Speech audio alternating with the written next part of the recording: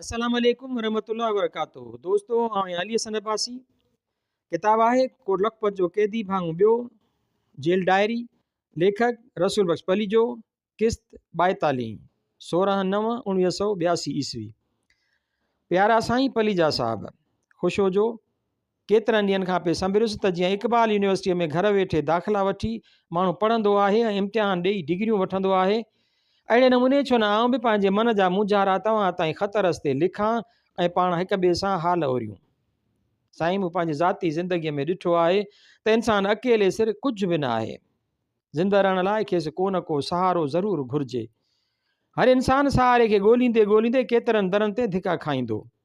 कॾहिं हिन समाज जे रीतुनि रस्मुनि जो सहारो थो वठे त कॾहिं अज़ाज़त कराबत जो, कॾहिं माल मिल्कियत जो त कॾहिं मस्जिदुनि ऐं मंदरनि जो, कॾहिं जिननि भूतनि जो त कॾहिं दुआउनि जो ऐं दवाउनि जो, पर खेसि मरण घड़ीअ ताईं कॾहिं बि ज़हनी सुकून नथो मिले। आख़िर उहे पंहिंजूं हसरतूं, उमेदूं, ख़्वाहिशूं ऐं सलाहियतूं दिलि में खणी क़बर भीड़ो वञो थिए। हिन वक़्तु असां ते बि हर तरफ़ खां मुश्किलातुनि ऐं मसइलनि जा घेरा आहिनि। हिकिड़े खे मुंहुं ॾियण लाइ मस तयारी था कयूं त ॿिया पैदा थियो था पवनि। हिकु तरफ़ सॼे घर में करबला लॻी पई आहे, ॿिए तरफ़ माली मुश्किलातूं, टे तरफ़ रुॻो ख़र्च, चोथे तरफ़ घर में केरु न केरु बीमार, जंहिं करे आउं ख़ुदि हौसलो हारे वेही रहंदो आहियां। मूं ते ज़हनी ऐं जिस्मानी तरह वहमनि ऐं बीमारियुनि जा हमला थींदा रहनि था। उन करे मूं ॿिनि सहारनि ते भाड़ियो। हिकु डॉक्टर ख़ान खे नब्ज़ ॾेखारियमि, पर डॉक्टर वटि ॿिया बि एतिरा मरीज़ अचनि था जो मुंहिंजी बीमारीअ ते सही तवजो नथो ॾेई सघे। ॿियो सहारो तव्हांजे ॾिनल फीणनि ऐं फ़क़ीरुनि जो वरितो अथमि। पंहिंजनि वॾनि जूं हिदायतूं पढ़णु शुरू कयूं अथमि, जिन में न रुॻो मुंहिंजे मसइलनि जा हल आहिनि पर जग जहान जी सभिनी बीमारियुनि जा। डॉक्टर ख़ान मोहम्मद फाज़िल। इलाज पिणु आहिनि जिन जे पढ़ण सां पंहिंजो पाण खे वहमनि ऐं बीमारियुनि जे ऊंदाहे खूह मां कढी ॿाहिरि करण में की क़दुरु कामयाबु थी वियो आहियां, पर कमज़ोरी तमामु घणी आहे। तव्हां झूना जोगी आहियो, नब्ज़ शनास आहियो, हेसी ताईं तव्हां ई जीअण जी राह ॾेखारी आहे। तव्हां जे ई ॿुधायल फ़क़ियुनि मां फ़र्क़ु पियो आहे, सो सोचियुमि त छो न तव्हां खां हिन ख़त रस्ते रहनुमाई वठां। तव्हां बुज़ुर्ग आहियो, दुआ कंदा त रब पाक सभिनी खे पंहिंजे वॾनि जी ॾिनल हिदायतुनि ते हलण जी तौफ़ीक़ ॾिए, जो पाण खे बि चङो भलो कयूं ऐं पंहिंजे ख़ानदान ऐं नसुलनि खे बि मूज़ी मर्ज़नि मां छॾायूं। तव्हां लाइ हर वक़्तु रब जे दरगाह में दुआगू आहियूं त रब तव्हांखे सिहतयाब करे, सदाईं ख़ुशि हुजो, कॾहिं बि कोसो वाव न लॻेव। रब तव्हांखे पंहिंजनि बचनि सां सुखियो रखे ऐं जल्द ई पंहिंजनि सां मेलाप कराए। फ़क़ति तव्हांजो आशिक़ सैद आलम शाह। ख़त पढ़ी संदसि भेणीअ जी दर्दनाक वफ़ात जो ऐं संदसि परेशानियुनि जो मालूम करे वक़्ती तरह परेशान थी वियुसि त छा थींदो, छा कजे। अछनि ऐं ॿियनि हमराहनि खे लिखियुमि त हमराह सां मिलो ऐं साणसि हाल अहिवाल ॾींदा वठंदा करियो। खेसि बि लिखियुमि पर वधीक लिखी न सघियुसि। अहिड़ी हालति में छा थो लिखी सघिजे। बहरहाल मुड़ुसु माण्हू आहे त धकु झले वियो आहे ऐं झले वेंदो। सुबुह जो हिकिड़ो डबल कार्ड मिलियो, हिकिड़े नंढे साथीअ जो लिखियलु हो, जेकबाबाद ज़िले मां लिखियो अथसि, करमपुर। मोहतरम साथी रसूल बख्श पली जो साहिबु, ॿुधोसीं त साईं जन 17/7 ते मतां आज़ादु थियनि। ख़ुदा अव्हांखे जल्द आज़ादु कंदो, आमीन। साथी गुज़िरियल 2-3 महीननि में अव्हांजी हिकु तमामु वॾी तस्वीर कंहिं दोस्त वटि ॾिठमि। दिलि मां आवाज़ु निकितो, काश तव्हां हाणे आज़ादु हुजो। किथां किथां जा बहस मुबाहिसा हलनि हा। दिलि चवे थी त हिकु भेरो अव्हां सां ज़रूरु मिलंदुसि।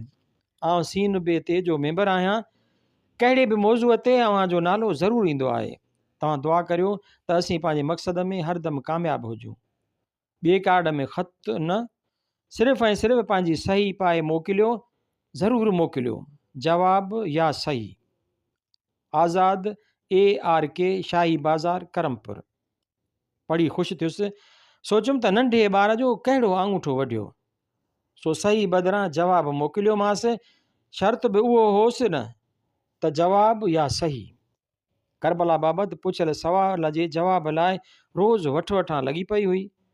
सो कल्ह नेठि जवाबु मोकिलियुमि। तर्जुमो, मोहतरमी मूंखे उन बारे में का ख़ासि वाक़िफ़ियत कान्हे। अलबत् मुंहिंजो उहो ख़्यालु आहे त 400 साल अॻु वारी ॻाल्हि सही नाहे। तारीख़ तिबरी जा इस्लामी तारीख़ जो अबू हशाम खां पोइ हिकु वॾी वक़्त वारो माख़ुज़ आहे, उन में बि हिन वाक़िए जो ज़िक्र मिलंदो। तारीख़ तबरी 400 सालनि खां घणी पुराणी आहे।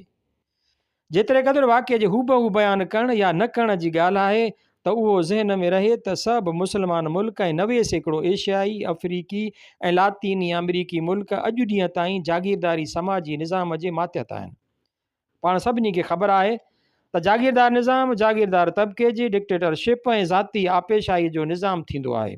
जिते जिते जागीरदार हाकम तबिका कंहिं मज़हब जी पोइलॻीअ जी दावा कनि था ऐं मज़हब खे आड़ बणाए इस्तेमालु कनि था, उते इक़्तिसादी ऐं सियासी आमिरियत सां गॾोगॾु रूहानी आमिरियत जो दौर बि हलंदड़ हूंदो आहे।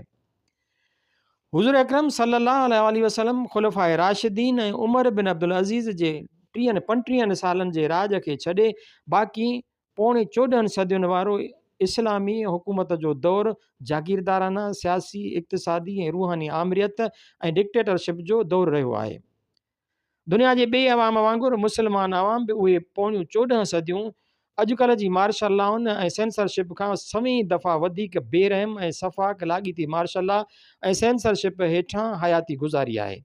हुन करे गुज़िरियल पोणियुनि 14 सदियुनि में मुस्लमान मुल्कनि में जेकी बि लिखियो वियो सो उन सदियुनि जी लाॻीते मार्शल लॉ ऐं सेंसरशिप जे भयानक पाछे हेठि लिखियो वियो आहे।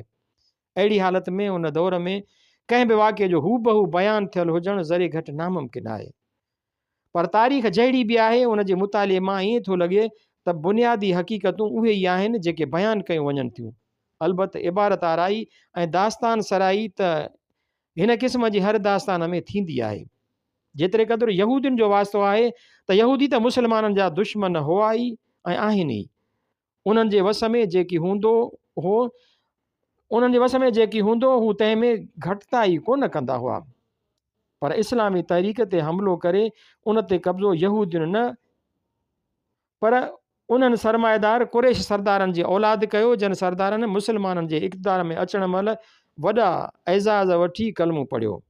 हुज़ूर अकरम सल्लल्लाहु अलैहि वसल्लम ऐं ख़ुलफ़ाए राशिदीन जे दौर में पंहिंजा क़दम जमाए फ़ौज ऐं दौलत कठी करे वॾियुनि तयारियुनि खां पोइ हू इस्लामी तहरीक ते राता हो ऐं शब खून हणी हिक ॿिए पोयां उन ते क़ाबिज़ थी विया।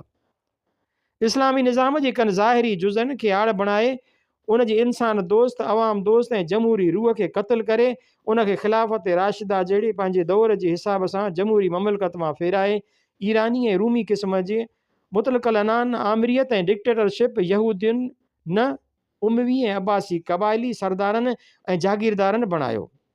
जॾहिं फ़ातिमियुनि जो वारो आयो त उन्हनि बि पंजतन पाक जे नाले में मिस्र में उहो ई धंधो कयो।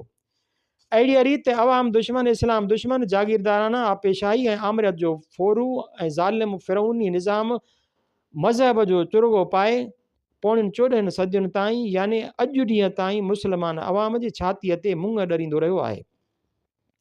अॼु जी आमिरियतुनि वांगुरु अॻूणे ज़माने जी आमिरियतुनि वटि बि तरबियत याफ़्ता ऐं पेशावर महाकूड़नि, जालसाज़नि, गिलाखोरनि, बोहतान तराज़नि, इल्ज़ाम तराशनि, इफ़्तरा परदाज़नि ऐं तावीलबाज़नि जूं पलटणियूं हूंदियूं हुयूं जेके ॾींहं खे राति ऐं राति खे ॾींहुं साबित करे ॾेखारींदा हुआ। आमिरियत जी भयानक इंसान दुश्मन, अवाम दुश्मन, इस्लाम दुश्मन ॾोहनि ऐं जुर्मनि खे सवाब जो कमु ऐं इस्लाम ऐं उन्हनि जी शिकायत करण वारनि खे ज़ंदीक, काफ़र ऐं वाजिबुल क़त्ल साबित कंदा हुआ। जागीरदार फ़ौजी आमिरियत जी बदमाशीअ ख़िलाफ़ु थियल हर शिकायत लाइ हू चवंदा हुआ त उहो फलाणे ग़ैर अरब मुस्लमान या फलाणे ग़ैर मज़हब माण्हूअ जो कूड़ आहे। हर मुस्लमान मुफ़क्किर ऐं इंसान दोस्त ॾाहे खे मजूसी सॼियो वियो या यहूदी। मंसूर ऐं ॿियनि खे छॾियो। शेखुल रईस, बुअली सीना ऐं इब्न रुशद जहिड़नि ज़माननि खे रोशन करण वारनि इंसाननि खे राफ़िज़ी ऐं यहूदी सॼे संदन जीअण हराम कयो वियो। इब्न रुशद खे त जलावतन करे मुर्गो यहूदियुनि सां गॾु संदन ॻोठ में नज़रबंद करे छॾियाऊं। उहा ई चाल ईसाई जागीरदार आमिरियतनि हलाई। हिननि स्पेन में हर साहिब दिल ऐं साहिब राय ईसाई माण्हूअ खे मोर या अरब यानी काफ़र चई सूरीअ ते चाढ़े छॾियो। बदनाम ज़माना इंक्विज़िशन ईमान परख बाबति त तव्हां पढ़ियो ई हूंदो। हीअ पढ़ी मूंखे वापसि कजो तव्हांजो। सोचुमि हमरा खे ॻाल्हि ॾुखी लॻी हूंदी पर वापसीअ ते चिठीअ में हेठियां ही लफ़्ज़ लिखियल हुआ, मोहतरम क़िबला पलीजो साहब आदाब, तव्हांजी रहनुमाईअ जो बेहद शुक्रियो। अॼु नओं तजुर्बो कयो अथमि। मूंखे ॻिचीअ में अक्सर मुंहिंजा उहे तजुर्बा पवंदा आहिनि। राति बदिरां ॾींहं जो वेझो आहियां ऐं ओवल्टीन खीर सां पीती अथमि। हाणे या ज़ुकाम थींदो या अॻे खां वधीक निंड न अचण जो आज़ार थींदो। अखि में सूर आहे, ॻच ॾींहं नटायो पे हलियुसि त पाण ई छॾे वञे, पर हमरा थाक करे वेही रहियो आहे। सो कल्ह खां बाक़ाइदा फुड़ो विझणु शुरू कयो अथमि। कुझु फ़ाइदो आहे। 30/10/1982 ईस्वी। रस की भरी तोरे नैना, रस के भरे तोरे नैना, रस सां भरियल तुंहिंजा नेण। बेगम अख्तर भेरवीअ में ठुमरी पई ॻाए। सुभान अल्लाह। मीराबाईअ जी नंढी हमअसर शहनशाह अकबर जी ज़माने जी कश्मीरी शाइरा हुबे ख़ातून जा 2 शेर ॿुधमि। मतिलबु हो, मुंहिंजी जवानीअ जी बहार गुज़री रही आहे, तुंहिंजे अचण खां अॻु मतां चंपा जा गुल मुरझाइजी न वञनि। आउं कंहिं पहाड़ जे पोयां ॿुॾंदड़ चंड आहियां, तूं अलाए किथे सुतो पियो आहीं। कश्मीर जो बादशाह यूसुफ शाह चक हिन जी सूंहं ऐं शाइरीअ जी हाक ॿुधी मथां आशिक़ थी पियो ऐं साणसि शादी कयईं। जॾहिं यूसुफ शाह ते अकबर बादशाह कावड़ियो ऐं खेसि घुराए पाण वटि क़ैद करे छॾियईं, तॾहिं कश्मीर ते हुकूमत हिबा ख़ातून करणु लॻी। पर शाइरी पोइ बि न छॾियईं। सा बि अहिड़ी शाइरी। सैफ़ो यूनानण, मीरा बाई हिंदुस्तानण, राजपूतण, हिबा ख़ातून कश्मीरण ऐं कुरतुलैन ताहिरा ईरानण। 4 अज़ीम इंसान, अज़ीम औरतूं, अज़ीम शाइराणियूं, अज़ीम बाग़ी वक़्त जी रीत ऐं रस्म जूं। ख़ासि करे मीरा ऐं कुरतुलैन ताहिरा त जहिड़ी हुई हसीन ऐं जहिड़ी हुई बेमिसाल शाइरा, तहिड़ी हुई बाग़ी मुजाहिद ऐं सूर्य फ़िक्री तोड़े जिस्मानी तरफ़ बग़ावत जे करे क़त्ल जो हुकुम वठण लाइ शाह नासिरुद्दीन शाह काचार अॻियां पेश कयाऊंसि त शाह संदसि सूंहं ॾिसी दहिलजी वियो। संदसि हुस्न ऐं बाग़ी शख़्सियत जे जलाल अॻियां ॾकी वियो। चयाईं, बगुरीद के सूरत ज़ेबा दारेदा, छॾियोसि निसोरो हुस्न आहे। बादशाह शादीअ जी दरख़्वास्त कई त कुरतुलैन ठुकराए छॾी। मंझंदि का विझ भरियल हुई। हिकु पल चैन सां न वेठी। ईरान जे कुंड कुंड में धारियनि तुर्क काचारी सल्तनत ऐं संदसि छाड़तुनि ख़िलाफ़ बग़ावत जी बाहि भड़काए छॾियईं। संदसि तक़रीर में शोला हुआ। ग़रीब अवाम त ग़रीब माड़ियुनि ऐं महलनि अंदरि बि आग लॻाए छॾियईं। कुफर जे फ़तवाउनि जा ढेर लॻी विया। आख़िर वक़्त जे हिन मंसूर खे मौत जी सज़ा मिली।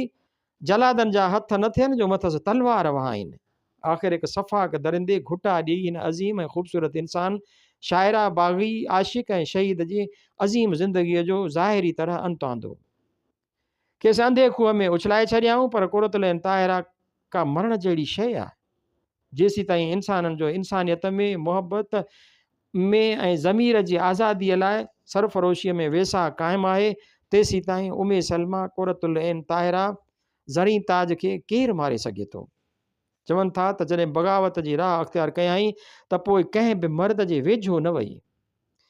जॾहिं संदसि तहरीक वारनि तरफ़ां शाह नासिरुद्दीन काचार खे क़त्लु करण जी कोशिश नाकाम थी ऐं संदसि तहरीक जे अॻुवाणनि खे हुकूमत तरफ़ां क़त्लु कयो वियो ऐं सभिनी खे पक थी त हाणे कुरतुलैन ताहिरा खे जहिड़ो कीन छॾियो वेंदो, तॾहिं हिन पंहिंजनि साथियुनि खे गॾु करे खेनि चयो, हाणे मुंहिंजो वक़्तु अची वियो आहे। आउं तव्हां खां शाहिदी घुरां थी। माण्हू ॿुधो, ॿुधायो मूं कॾहिं हक़ जी हिमायत में कोताही कई? माण्हू यक आवाज़ चयो, न, हरगिज़ न। हिन वरी पुछियो, शाहिदी ॾियो त आउं कॾहिं बातिल अॻियां झुकियसि? माण्हू साॻियो जवाबु ॾिनो। वरी चयाईं, ॿुधायो मूं कॾहिं पंहिंजी जान, पंहिंजी जिस्म, पंहिंजी दिलि हक़ लाइ जिदोजहद खां मथे कई? वरी बि चयाऊं, न, हरगिज़ न। पुछाईं, मूं हिन तहरीक में अचण खां पोइ कंहिं मर्द जो नालो वरितो? चयाऊं त न, तूं ताहिरा पाक आहीं। चयाईं त पोइ ॿुधो, अवी शाहिद हुजिजो त मूं बि मुहबत कई आहे ऐं आउं बि मुहबत करियां थी।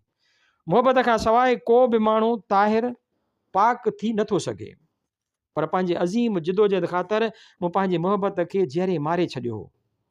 हाणे जॾहिं मौत जो परवानो ऐं जलाद अचण वारो आहे, तॾहिं ॿुधो, मूं जंहिं शख़्स सां मुहबत कई आहे उहो हिते मौजूदु आहे। सदाईं मूंसां गॾु रहियो आहे, पर मूं खेसि इशारतनि बि न ॿुधायो आहे। हाणे मां सभिनी अॻियां ऐं पाण खे हुनजी ऐं हुनखे पंहिंजे हवाले करियां थी। ईअं चई पंहिंजे साथियुनि मां मोहम्मद अली नाले हिकिड़े साथीअ ते हथु रखियाईं ऐं खेसि ॿांह मां झले पंहिंजे तंबूअ में वठी वई ऐं तेसीं ताईं ॿाहिरि कीन निकिता जेसीं ताईं मौत जा कासिद मौत जो परवानो ऐं जलाद वठी न अची पहुता। दजलिया ब दजलिया यमे ब यम, दजलिया ब दजलिया यम ब यम वारी काफ़िए में ऐं रदेफ़ वारे काफ़िया ऐं रदेफ़ वारी संदसि जग मशहूरु ग़ज़ल जो कनि ज़माननि ताईं हिंदुस्तान जा शाइर ततब कंदा रहिया आहिनि। रूहानी ऐं सियासी डिक्टेटरशिप ख़िलाफ़ु सॼी उमिरि लड़ंदड़ हिन सदा मलूक सूरमीअ खे 1852 ईस्वीअ में याने 1857 ईस्वीअ जी हिंद जी पहिरीं जंग आज़ादीअ खां 5 साल अॻु शहादत जो जाम पियारियो वियो। अॼु हुन ॻाल्हि खे पूरा 130 साल थिया आहिनि। हिन डायरीअ में हीअ ॿियो दफ़ो ताहिरा कुरतुल ऐन यादि आई आहे। माण्हू ई अहिड़ो थी पियो आहे। मीराबाईअ खे क़त्लु कोन कयो वियो छो त हिन वक़्त जी रूहानी निज़ाम सां सिधो टकर कोन खाधो। उहा उन जे दाइरे अंदरि रही वक़्त जे सियासी निज़ाम सां बग़ावत कान कयाईं ऐं माण्हुनि खे हुकूमतुनि ख़िलाफ़ु कोन भड़कायाईं। हिन वटि उन क़िस्म जी वेड़ जो नालो ई कोन हो। पर तब मीरा घटि कान हुई। पंहिंजे मासूम ऐं पुरअमन नमूने हिन बि हिकिड़ी ज़बरदस्त बग़ावत कई। हिन बि समाज में थरथलो विझी छॾियो ऐं रीतुनि ऐं रस्मुनि जे कोटनि खे ॾकाए छॾियो। हिकिड़े हिसाब सां ईअं कंदे हिन पाण खे जीअरे मारे छॾियो। के माण्हू ज़ाहिरी जहिड़ा हूंदा आहिनि पर संदसि ज़िंदगीअ जो हर पल ॼण सूर्य जो सिंगार हूंदो आहे। मरणा अॻे जे मुआ से मारिया न मौत। मीरा पाण खे पाण ई जीअरे शहीद करे छॾियो। मीरा हिंदुस्तान में अफ़गान दौर जे पुॼाणीअ ऐं सिंध में समन जे दौर जे पुॼाणीअ जे ज़माने में ॼाम निदे जी वफ़ात ऐं ॼाम फ़ैरोज़ जे तख़्त ते वेहण खां 2 साल अॻु 1504 ईस्वीअ में ॼाई हुई। राजा रतन सिंह राठौड़ जी धीअ राजपूत शहज़ादी हुई। बाबर सां मुक़ाबिलो करण वारे चितौर जी मशहूरु दिलेर राजपूत राणा सांगा जी नुंहुं थी। 1516 ईस्वीअ में 12 सालनि जी उमिरि में शादी थियसि। राणा सांगा बाबर सां बेमिसाल बहादुरीअ सां मुक़ाबिलो कंदे मारिजी वियो। मुड़ुसु बि मरी वियुसि। ॾेर तख़्त नशीन राणो बणियो। तंहिं संदसि आज़ादु ख़्याल मज़हबी अक़ीदनि खे पसंदि न कयो। राजपूत ताक़त जी देवीअ दुर्गा जा पुॼारी हीअ मस्त माण्हुनि वांगुरु कृष्ण जी पुॼारिण। हुते ताक़त जी पूॼा, हिते मुहबत ऐं प्यार जी। राणी तपाए ॾिनुसि। नेठि चतौर मां भॼी हिकिड़े सूफ़ी चमार भंगीअ राणेदास जे मुर्दियाणी थी वटसि रहण लॻी। जवान राजपूत शहज़ादी ऐं चतौर जी राणे जी नुंहुं जा भंगीअ जी मुरीदियाणी थिए ऐं वटसि रहे। राजपूताना में क़यामत अची वई। बल्कि सॼे हिंदुस्तान जे हाकमनि जा नक वढिजी विया। कृष्ण ऐं दुर्गा जा फ़ैसिला पिया थींदा पर भंगीअ वटि जवान राजपूत शहज़ादी साहिब राणा सांगा जी नुंहुं जोगी रमता भला कटकनि जे पहुचण खां अॻु मीरा वञी द्वारका ऐं बरिंदाबन खां निकिती। बरिंदाबन में कृष्ण गऊं चारींदो हो। मीरा हाणे पेरनि में घुंघरू ॿधा ऐं कृष्ण जी मूर्तीअ अॻियां नचण लॻी। पग घुंघरू बांध मीरा नाची थी। नौजवान राजपूत शहज़ादी ऐं घुंघरू ऐं नाच सोभे किननि ख़सीस माण्हुनि गंवारनि बकरारनि भंगियुनि चमारनि अॻियां। हिंदुस्तान जो हज़ारे सालनि पुराणो ज़ात पात जो मुस्लमाननि खां वधीक बेरहम गैर इंसानी ऐं सफ़ाक तबक़ाती ऐं समाजी निज़ाम ॼण त कंहिं ज़िलज़िले में वठिजी वियो। मुल्क उथली पिया। मीरा घर हल। मीरा न मुड़े। मज़हबी मामिलो हो। कृष्ण जा पुॼारी बि किरोड़े हुआ। हुकूमत बि गैरनि जे हथ में हुई। ज़बरदस्ती न थी सघी। मिंथ ऐं ज़ोरबार धड़का ऐं दहमान कम न आया ऐं नौजवान सदा मलूक राजपूत शहज़ादी मीरा झंगनि ऐं मैदाननि में आम माण्हुनि अॻियां प्यार ऐं मोहबत जा लाज़वाल गीत ठाहींदी ॻाईंदी नचंदी ऐं रीतुनि ऐं रस्मुनि जे कोटनि खे धोॾींदी रही। प्रेम प्रीत की बांध घुंघरू, प्रेम प्रीत के बांध घुंघरू, सुरत के कछने का छोनगी, प्रेम प्रीत के बांध घुंघरू, सुरत के कछने का छोंगी, लोक राज कुल के मर्यादा, या मैं एक न राखूंगी। पेरनि में प्यार जा घुंघरू ॿधी, मथे ते महबूब जी यादि जी चुनी ओढ़े, नचंदसि दुनिया जे रीतुनि रस्मुनि ऐं ख़ानदान जी इज़त ऐं नामूस बाबति का बि ॻाल्हि लिखा न ॿुधंदसि। अकबर बादशाह मीरा जी हाक ॿुधी संदसि ज़ियारत लाइ बेचैन थी वियो। घुरायांसि न वई, चवनि था पाण वियो। मीरा मीरा हुई। शाम जा 5 बजा। अॼु ॾींहुं वणंदड़ हो, चुपचाप गुज़रियो। अॼु रेडियो बि कोन ॿुधुमि। काल्ह शाम जो सुरैया ज़ोहरा बाई अम्बाला वारी, अमीर बाई कर्नाटकी ऐं शमशाद बेगम जा पुराणा गाना ॿुधमि। अलाए केतिरे ज़माने खां पोइ अमीर बाई कर्नाटकीअ जो गानो मिलके बिछड़ गई अखियां, हाय रामा मिलके ॿुधमि।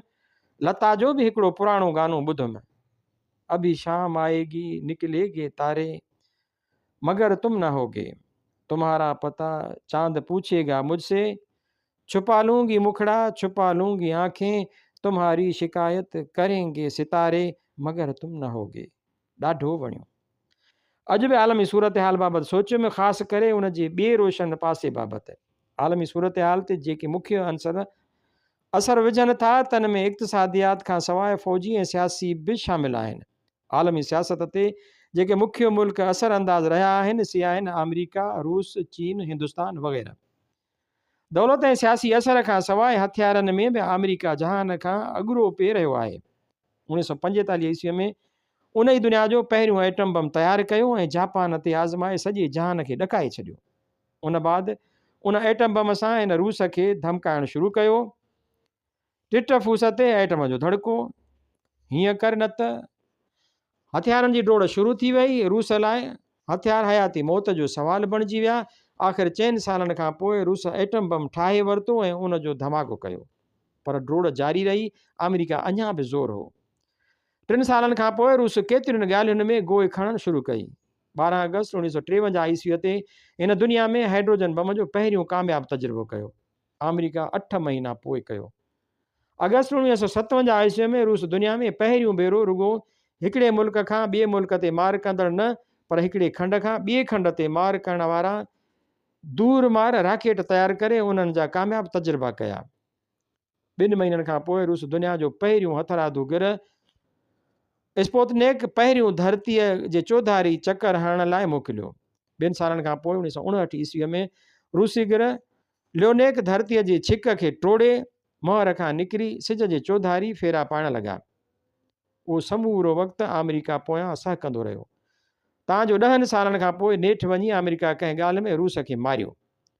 जुलाई 1969 ईस्वीअ में अमेरिका दुनिया जो पहिरियों इंसान पोलो बम में चंड ते लाथो। उहे सभु राकेट जन ते उहे गिरह वग़ैरह मथे पे विया। उहे जंगी हथियार तौरु कतब आण जा राकेट हुआ। मतिलबु त अमेरिका जी जंगी बरतरी ख़तमु थी वई ऐं मजमूई तौरु ॿई धुरियूं बराबरि आहिनि। हाणे अमेरिका उहा बराबरी टोड़े नए सिर बरतरी हासिलु करण जी डोड़ वरी शुरू कई आहे। उन जे विच में अमेरिका ऐं रूस हिक ॿिए जे ज़ेरे असर मुल्कनि में बग़ावतूं कराइण जी कोशिश में रुधल रहिया। 1949 ईस्वीअ में अमेरिकी छाड़ ते चियांग खे टपड़ ॿधाए चीन आज़ादु थियो। 23 जुलाई 1952 ईस्वीअ ते अंग्रेज़ परस्त मिस्र में कर्नल नासिर सरमाएदार जमहूरी इनक़लाब आंदो। साल खां पोइ 17 जुलाई 1953 ईस्वीअ ते अमेरिका ऐं संदसि साथियुनि रूस जे साथी ओभर जर्मनीअ में बग़ावत कराए। मथे साल 1954 ईस्वीअ में रूस जी हामी वियतनाम अमेरिका जे साथी फ्रांस खे डैन बेन फू वटि ज़बरदस्त शिकस्त ॾेई खेनि अधु वियतनाम ख़ाली करण ते मजबूर कयो। 2 सालनि खां पोइ मई 1956 ईस्वीअ में नासिर सुइज़ वाह तां अंग्रेज़नि खे तड़े कढी छॾियो। 4 महीननि खां पोइ बरतानिया, फ्रांस ऐं इसराइल गॾिजी मिस्र ते हमिलो कयो। रूस सफ़ारती ऐं सियासी मुदाख़लत करे ऐं राकेटनि जूं धमकियूं ॾेई मिस्र खे बचायो। उन जे विच में जवाबी क़दम तौरु अमेरिका ऐं संदसि साथियुनि साॻिए साल 1956 ईस्वीअ में रूस जे साथी हंगरी ऐं पोलैंड में बग़ावतूं करायूं। 2 सालनि खां पोइ 1958 ईस्वीअ में अमेरिका जे हामी मुल्क इराक में सरमाएदार जमहूरी इनक़लाब आयो ऐं अमेरिका खे उतां टपड़ ॿधाया विया।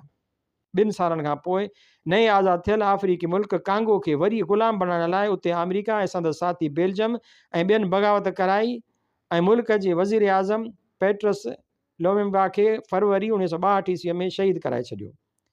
साॻिए साल क्यूबा जो कुझु साल अॻु अमेरिका जे छाड़तनि वटां आज़ादु कयो वियो हुयो ऐं जंहिंखे अमेरिका वरी ग़ुलाम बणाइण लाइ मथसि नाकाम हमला बि कराया हुआ। तंहिंमें रूसी राकेट रखण जी ॻाल्हि तां रूस ऐं अमेरिका में वॾो ख़तरनाक टकर थियो। रूस राकेट न रखण जी ॻाल्हि मञी अमेरिका वरी क्यूबा ते हमिलो न करण जी ख़ातिरी ॾिनी। हिंद चीन जे मुल्कनि वियतनाम लाओस ऐं कंबोडिया तां रूस ऐं अमेरिका जे विच में छिकताण 1975 ईस्वीअ में उन्हनि मुल्कनि जे आज़ादीअ जे जंगियुनि जी कामयाबीअ खां पोइ फ़िलहालु ख़तमु थी। हाणे वरी ॿिए रूप में शुरू आहे। वियतनाम खां अॻु कोरिया जी लड़ाई हली जंहिंमें अमेरिका फ़तह हासिल न करे सघियो। वियतनाम में त मुर्गो हारायई। भेड़ चालू आहे। हमला ऐं जवाबी हमला सॼी दुनिया में थियनि पिया। हिन वक़्तु रूस पंहिंजे आज़ादु थियल साथी मुल्कनि Afghanistan, Angola, Vietnam, Laos, Cambodia, Ethiopia, Mozambique वग़ैरह जे बचाव जी जंग लड़ी रहियो आहे। अमेरिका उते ऐं ॿियनि हंधनि ते हमलियावर पोज़ीशन वठियो बीठो आहे। तबका, क़ौमूं ऐं मुल्क हालत नाहर राह अमल, हिकमत अमली ऐं लीडरशिप पैदा कंदा ऐं बदिलाईंदा आहिनि। जंगी अज़ीम खां पोइ हर वॾी क़ौम पंहिंजे राह अमल, हिकमत अमली ऐं लीडरशिप में फेरो आंदो आहे। इंग्लैंड चर्चिल जी सख़्तु क़यादत खे जवाबु ॾिनो ऐं लेबर जी क़दर अवामी क़यादत खे इक़्तिदार में आंदो। उन जे उबतड़ अमेरिका पाण खे सॼे आलम जे सभिनी खां ताक़तवर क़ौम जी हैसियत में ॾिसी रोज़वेल्ट जी निस्बतन अवामी क़यादत जे ख़ात्मे खां पोइ ट्रूमन ऐं आइज़नहावर दरअसल डिलेस जी निस्बतन रुजत परस क़यादत खे अॻियां आंदो। 5 मार्च 1953 ईस्वीअ ते इनकलाबी दुनिया जी अज़ीम अॻवान जोसेफ स्टालिन वफ़ात कई। हू पंहिंजी ज़िंदगीअ में उहे अज़ीम कारनामा करे वियो हो जो माण्हू 7 जनम वठनि त बि न करे सघनि। संदसि अनेक कारनामनि में लेनिन खां पोइ ट्राटस्की ऐं ॿियनि बेअंदाज़ रुजत परस्तनि जे हमलनि खां इनकलाबी तहरीक बचाइण, रूस में सोशलिज़म अॾण, नाज़ी दरिंदगीअ खे गोॾनि भर विहारे नास करणु, अमेरिका जे खरमस्तियुनि खे मुंहुं ॾियणु ऐं संदसि फ़ौजी बालादस्तीअ खे ख़ाक में मिलाइणो हो। मरण खां अॻु हू अमेरिका जी एटमी बरतरीअ खे ख़तमु करे उन खां गोए खटण जो बंदोबस्तु करे चुको हो। हाइड्रोजन बम जे कामयाबु तजुर्बे में बाक़ी फ़क़ति 8 महीना हुआ, पर हयातीअ मोहलत न ॾिनी। संदसि जाइ नशीन हक़ीक़त में ख़ुरोशचेफ वारो गिरोह थियो जेको स्टालिन जे अॻवाणीअ हेठि अॾिजी चुको हो। तंहिंजे पावर ते ख़ुरोशचोफ वारे गिरोह पाण खे बुनियादी तरह अमेरिका जे बराबरि ताक़त महसूसु कयो। उन हिसाब सां हिननि पंहिंजी जुदा राह अमल ऐं हिकमत अमली तयारु कई। उनजो मुख्य नुक़्तो हो अमेरिका सां पुरअमन बक़ाए बाहमी यानी वेड़ सां गॾु ठाह। उन नई पोज़ीशन में जॾहिं ॿियनि ॻाल्हियुनि सां गॾु अमेरिका जे तरफ़ां ओभर जर्मनी, पोलैंड ऐं हंगरीअ में बग़ावत कराइण जूं कोशिशूं नाकाम थी चुकियूं हुयूं। डैन बेन फ़ौज जी तारीख़ी फ़तह हासिल थी चुकी हुई। अमेरिका कोरियाई जंग खटण में नाकाम थी चुको हो। मिस्र, इराक, क्यूबा में इनकलाब अची चुका हुआ। तॾहिं हिन ॿियनि ॻाल्हियुनि सां गॾु सोशलिस्ट मुल्कनि खे बि खणी लिफ्ट ॾियणु बंदि कई। ऐलान कयई त दुनिया जो वजूद ख़तरे में आहे, उन करे किथे बि का गड़बड़ न थिए। उनजो अवामी इनकलाबी तहरीकुनि ते बुरो असरु पियो। अक्सर पुट पेरनि खां ऐं शागिर्द उस्तादनि खां अॻिते निकिरी वेंदा आहिनि। जे हर नस्ल अॻूणे नस्ल जी मंज़िल ते बीठो हुजे त कमु ई न हले। मुल्कनि, क़ौमुनि ऐं तहरीकुनि जो बि उहो ई हिसाबु आहे। अमेरिकी ॼण सुथण विझण बि अंग्रेज़नि खां सिखिया, पर अॼु किथे अमेरिकी, किथे अंग्रेज़। फ्रांस जे पेरिस कैम्यून वारी बग़ावत मशहूरु आहे। ख़ुदि मार्क्स, एंजलिस ऐं लेनिन उन ते हज़ारे सिफ़ा लिखिया आहिनि। पर रूस वारो 1905 ईस्वी वारो इनक़लाब उन खां अॻु भरी मंज़िल वारो हो, छो त ॿियनि ॻाल्हियुनि सां गॾु उन पेरिस कम्यून जी ख़ूबियुनि ऐं ख़ामियुनि मां पिरायो हुयो। 1917 ईस्वी वारो फरवरी इनक़लाब अञा अॻु भरो हो। 1917 ईस्वीअ वारो अक्टूबर इनक़लाब सभिनी खां अॻु भरो हो। अॻियां समूरा रिकॉर्ड टोड़े छॾियईं। जेतोणीकि ज़रूरी न आहे त हर पोइ शइ पहिरीं खां बहितर हुजे या उन जहिड़ी हुजे, ऐं जेतोणीकि पसमानदा पर नेठ बि यूरोपीय रूस जी, पोरियत अक्टूबर इनक़िलाब ऐं चीन, कोरिया ऐं वियतनाम जी एशियाई नवनि जमहूरी इनक़िलाबनि में जागीरदारी बुनियाद ते इनक़िलाब ऐं सरमाएदारी बुनियाद ते इनक़िलाबनि वारो ॼण ज़मीन आसमान जो फ़र्क़ु हो। त बि केतिरनि ॻाल्हियुनि में चीन, कोरिया ऐं वियतनाम जी इनक़िलाबनि में के अहिड़ियूं नयूं ख़ासियतूं क्वालिटीज़ हुयूं जेके अक्टूबर इनक़िलाब में कोन हुयूं। केतिरनि ॻाल्हियुनि में उहे इनक़िलाब आला सतह जा इनक़िलाब हुआ। उहे मुल्क क़दीम महज़िब ऐं वॾी शान वारा मुल्क रहिया आहिनि। उन्हनि इनक़िलाब मुड़िसा मुड़िसीअ आंदा हुआ ऐं डिघे अरसे जी ज़बरदस्त क़ुर्बानीनि खां पोइ आंदा हुआ। हिननि खे पंहिंजे वतन ते उन जी इनक़िलाबी जिदोजहद ते ऐं पंहिंजो पाण ते बजा तौर ते फ़ख़्रु हो। हू हिकिड़े क़िस्म जी बेइज़ती ऐं बालादस्ती जे एवज़ ॿिए क़िस्म जी बेइज़ती ऐं बालादस्तीअ क़बूलु करण लाइ हरगिज़ तयारु न हुआ। ख़्रुश्चोव ऐं संदसि संगतियुनि नई ताक़त ऐं नई कामयाबियुनि ऐं अमेरिका तरफ़ां अणसिधी तरह मिलंदड़ नई इज़त ऐं एतिराम जे नशे में उन्हनि ॻाल्हियुनि खे नज़रअंदाज़ करे छॾियो। 25 फरवरी 1965 ईस्वीअ वारे ख़्रुश्चोव जे स्टालिन ते तक़रीर, जेका हिन कंहिं बि बिरादर मुल्क जे अॻुवाणनि सां सलाह मसलत खां सवाइ आलमी इनक़िलाबी अॻुवाण ख़िलाफ़ु कई, सा चीन ऐं रूस जे विच में छिक ताण जी तारीख़ में संगे मील साबित थी। स्टालिन फ़क़ति रूस जो न, सॼे आलम जो इनक़िलाबियुनि जो अॻुवाण हो। उन्हनि खां पुछण खां सवाइ ओचितो ई ओचितो उन ख़िलाफ़ु तबरा चीन खे सख़्तु बुरे क़िस्म जी आपेशाई लॻी। खेसि महसूसु थियो त खेसि का बि अहमियत कान पई ॾिनी वञे। चीनी स्टालिन जे ख़ामियुनि ऐं कमज़ोरियुनि खां वाक़िफ़ु हुआ।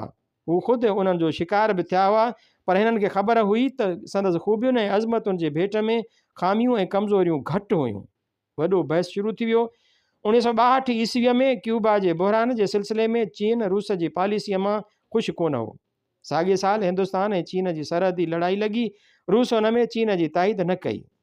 तव्हांजो ॿिन्हिनि धुरियुनि विच में उहो अलल ऐलान दुश्मनीअ वारो झगड़ो शुरू थी वियो, जंहिंखे अॼु 20 साल थी विया आहिनि। सरहदी झगड़ो उन जो हिकिड़ो अहम हिसो आहे। रूस चीन खे खंघियो बि कोन, उहो उरूज ते वञी रहियो हो। अमेरिका संदसि हैसियत खे तस्लीम करे रहियो हो। जुलाई 1955 ईस्वी में रूस ऐं अमेरिका जी पहिरीं छोटी कॉन्फ्रेंस थी। सेप्टेंबर 1959 ईस्वीअ में ख़्रुश्चोव अमेरिका वियो ऐं ॾाढी लहर खियाई। मई जून 1960 ईस्वीअ में ख़्रुश्चोव ऐं आइज़नहावर जी छोटी कॉन्फ्रेंस यूटो वारे वाक़िए करे नाकाम थी। ब्रेज़नेव ख़्रुश्चोव वारी पॉलिसी कुझु फेर घेर सां क़ाइमु रखी। हिन हेलसिंकी मुआइदो करायो, जंहिं मूजिबि यूरोप जा सभु मुल्क पाण में सुलह सांत सां रहण जा पाबंद थिया। सभिनी मैदाननि में रूस अॻिते वधियो। संदसि दुनिया जे मुल्कनि सां तोड़े सोशलिस्ट मुल्कनि सां वधीक ॻूढ़ा लाॻापा थिया। संदसि पॉलिसीअ जो बुनियादी मुहवर अमेरिका ऐं यूरोप सां ठाह रहियो। जुलाई 1971 ईस्वीअ में कैसेंजर चीन वियो ऐं चीन अमेरिका ठाह थियो। महीने खां पोइ जवाब जे तौरु 9 अगस्त 1971 ईस्वीअ ते रूस भारत सां 20 सालनि जी दोस्तीअ जो मुआइदो कयो। 1975 ईस्वीअ खां 1978 ईस्वीअ ताईं 5 सालनि में Vietnam, Cambodia, Laos, Mozambique, Angola, Afghanistan ऐं इथोपिया आज़ादु थिया।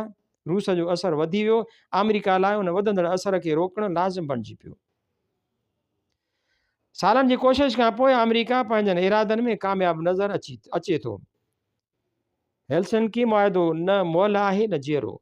यूरोप जूं हुकूमतूं वरी घणे भाङे अमेरिका जे असर में अची चुकियूं आहिनि ऐं ग़ैर जानबदारीअ जा लाड़ा तर्क करे रहियूं आहिनि। अमेरिका ऐं यूरोप सर्द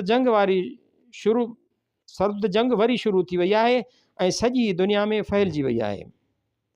ॼण डिलेस जो दौरु वरी शुरू थी वियो आहे। केतिरा साल अमेरिका वार कया आहिनि ऐं रूस सठो आहे। रूस जी पोज़ीशन दिफ़ाई पई रही आहे, पर ईअं थो लॻे त हाणे उहा सूरत हाल बदिलजण जी शुरूआति थियण वारी आहे। बैन अल-अक़वामी लाॻापनि में नफ़ीअ जी नफ़ी थियणु शुरू थी आहे।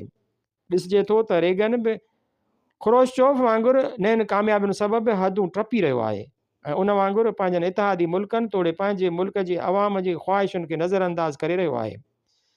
ॿिए तरफ़ रूस बि अमेरिका ऐं यूरोप जे सरमाएदार हाकिम तबक़नि जी दोस्तीअ जी हद ॾिसी चुको आहे। खेसि ख़बर आहे त हिन खां वधीक केतिरी बि ॾाहप ऐं जाखोड़ कबी त बि उन्हनि तिरनि मां फ़िलहालु को बि वधीक तेल न निकिरणो आहे। फ़िलहाल उहा अमेरिका ऐं पाण खे बरतर सम्झी उन बरतरीअ ते मस्तु थी जीअं अमेरिका चवंदुनि तीअं कंदा। उन करे हू उते पोज़ीशन जीअं जो तीअं बरक़रार रखंदे आलमी सतह ते सूरत हाल खे दुरुस्त बनाइण लाइ को नओं गस ॻोल्हे रहियो आहे। उहो गस फ़िलहाल हिकिड़ो ई आहे, चीन सां छिक ताण घटाइण ऐं हालतूं मामूल ते आणणु। ईअं करण सां चीन जो डेंग टोलो जेको हींअर उते क़ाबिज़ आहे ऐं जेको संदसि ख़िलाफ़ु अमेरिका ऐं ॿियनि साम्राज्यनि सां गॾु भिंडी ऐं ॾचरपो खड़ो करियो बीठो आहे, तंहिंजे भुंडे ऐं ॾचरपो ख़तमु या घटि में घटि माठा थींदा। संदसि फ़ौजूं चीनी सरहद तां वांदियूं थींदियूं ऐं यूरोप में उहो पंहिंजी पोज़ीशन वधीक मज़बूत करे सघंदो। हिंद चीन में छिक ताण घटि बि रूस जे मथे मां सूरु निकिरंदो। चीन अफ़गानिस्तान दुश्मन क़ुवतुनि खे मदद करणु बंदि कंदो ऐं जापान जी टेड़ी कुझु घटि बि अमेरिका जी मोतबरी हद अंदरि ईंदी। दुनिया जूं इनक़िलाबी क़ुवतूं जेके हींअर हिक ॿिए खे काटण में मसरूफ़ आहिनि से गॾिजी हिकिड़े फ़ील मस्त ताक़त बणिजी सघंदियूं। होॾां अमेरिका ऐं चीन जो याराणो बि चोट ते चढ़ी हाणे मौत खाई रहियो आहे। ॿई उन याराणे जूं आख़िरी हदूं ॾिसी ऐं सम्झी विया आहिनि। हू दोस्तीअ जा फ़ाइदा ॾिसी वठी खाई हज़म करे हाणे उन जे नुक़साननि जी कड़ाण महसूसु करे रहिया आहिनि। दस्तूर मूजिबि हिननि खे हिक ॿिए मां जेकी अजायूं उमेदूं हुयूं से बि खोखलियूं साबित थियूं आहिनि। अमेरिका जे सरमाएदारनि भायो त चीन जी मजबूरी ऐं डेंग टोले जी रुजत परस्त पॉलिसियुनि मां ढव कंदासीं। उहे थिया, पर एतिरा न जेतिरी उमेद हुई। चीन खे हिननि जी एॾी हबछ ऐं चालाकीअ ते बुछां थी अचे ऐं हिन हथु रोकियो आहे। आलमी मसइलनि ते बि संदन ख़्यालनि में इख़्तिलाफ़ ज़ाहिर थी रहिया आहिनि। मरकज़ी अमेरिका, अफ्रीका ऐं विच मशरक़ जे अमेरिकी पॉलिसियुनि खे चीन पसंदि नथो करे। अमेरिका सम्झे थो त चीन खे इस्तेमालु करणु त ठीकु आहे, पर उनखे वाक़ई ताक़त बनाइणु त हचा थी पवंदी। पसे पेश कम्यूनिस्ट मुल्क पाण में ठही वेंदा, पोइ असांजो छा थींदो? जीअं अक्सर पाण में विढ़ंदड़ सरमाएदार मुल्क अमेरिका, इंग्लैंड, फ्रांस, जर्मनी ऐं इटली वग़ैरह नेटो जी पॉलिसीअ ते पाण में हिकु थी विया आहिनि। जहिड़ो वॾो आहे मामूली कोन्हे, 20 सालनि जो जहिड़ो हिकिड़े ॾींहुं या साल में बि कोन टुटंदो। पर ॿिन्ही धुरियुनि जूं ज़रूरतूं खेनि ठाह ॾांहुं धिके रहियूं आहिनि।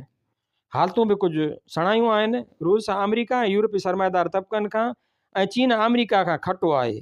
ॿई सम्झनि था त खेनि सरमाएदार तबक़ा लिफ्ट नथा ॾियनि ऐं संदन वेढ़ जो नाजाइज़ फ़ाइदो वरितो पियो वञे। ॿई मौक़े शनास चालाक ऐं पुराणा घाघा आहिनि। पेर करे हिक ॿिए ॾांहुं वधनि बि पिया ऐं हिक ॿिए जूं गिलाऊं बि पिया कनि। पर ओञाण हीअ आहिनि त ईंदड़ 2 खां 5 सालनि जे अंदरि संदन तालुकात मामूल ते अची सघनि था। उन्हनि ओञाणनि में ताज़ा ओञाण चीनी इक़्तिसादी वफ़द जो रूस वञणु, रूसी रांदीगरनि जो चीन वञणु, सरहदी ॻाल्हियुनि जो वरी शुरू थियणु, ब्रिज़नेफ जी ताज़ी तक़रीर, ताज़ी चीनी पार्टी कांग्रेस में रूस ते दस्तूरी छिती तनक़ीद में नरमी, रूस जे दोस्त फ्रांस जी कम्यूनिस्ट पार्टीअ जे सरबराह जो ताज़ो चीन जो दौरो, कर्नल कज़ाफ़ीअ जो चीन जो दौरो वग़ैरह शामिल आहिनि। होॾां हिंदुस्तान ऐं चीन, पाकिस्तान ऐं हिंदुस्तान बि छिक ताण घटाए रहिया आहिनि।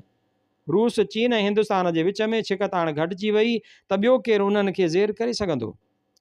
हर शइ ऐं हर ॻाल्हि में तज़ाद आहिनि। हर हरकत जो रद्द अमल थिए थो।